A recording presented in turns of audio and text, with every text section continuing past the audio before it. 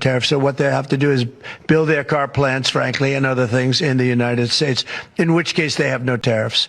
In other words, so we're going April 2nd, but very importantly, tomorrow tariffs 25% on Canada and 25% on Mexico, and that'll start.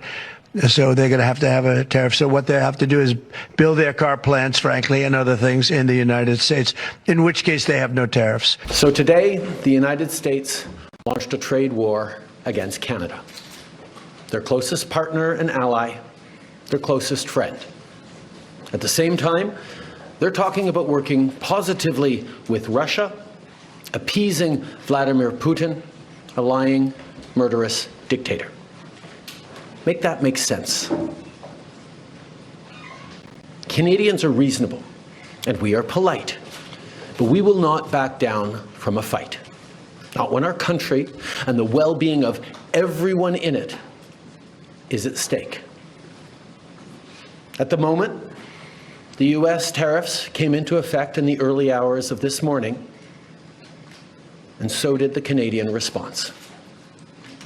Canada will be implementing 25% tariffs against $155 billion worth of American goods, starting with tariffs on $30 billion worth of goods immediately, and tariffs on the remaining $125 billion of American products in 21 days' time. Should these tariffs not cease, we are in active and ongoing discussions with provinces and territories to pursue several non-tariff measures. Measures which will demonstrate that there are no winners in a trade war. Now, just like I did a month ago, I want to speak first directly to the American people. We don't want this. We want to work with you as a friend and ally. And we don't want to see you hurt either. But your government has chosen to do this to you. As of this morning, markets are down, and inflation is set to rise dramatically all across your country. Your government has chosen to put American jobs at risk, at the thousands of workplaces that succeed because of materials from Canada or because of consumers in Canada, or both. They've chosen to raise costs for American consumers on everyday essential items like groceries and gas, on major purchases like cars and homes, and everything in between. They've chosen to harm American national security, impeding access to the abundant critical minerals, energy, building materials, and fertilizers that we have and that the United States needs to grow and prosper.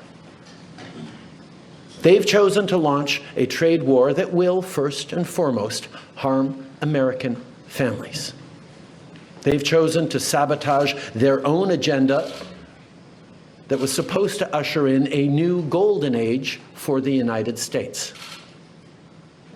And they've chosen to undermine the incredible work we've done together to tackle the scourge that is fentanyl, a drug that must be wiped from the face of the earth. So on that point, let me be crystal clear. There is absolutely no justification or need whatsoever for these tariffs today. Now, the legal pretext your government is using to bring in these tariffs is that Canada is apparently unwilling to help in the fight against illegal fentanyl.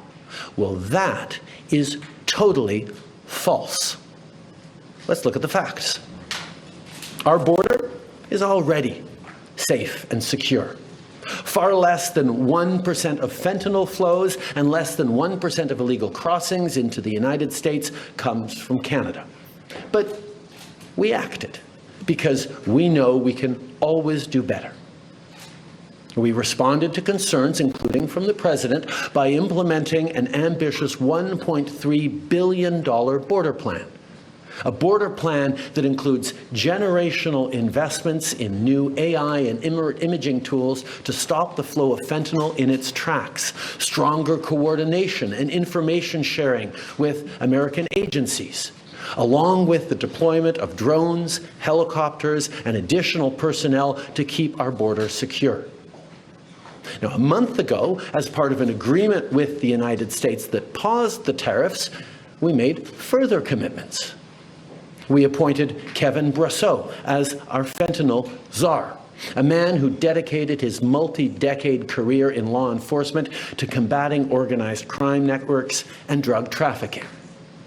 We designated 7 drug cartels, sick, evil groups who cynically profit off the pain and suffering of people on both sides of the border, as the terrorist organizations that they are.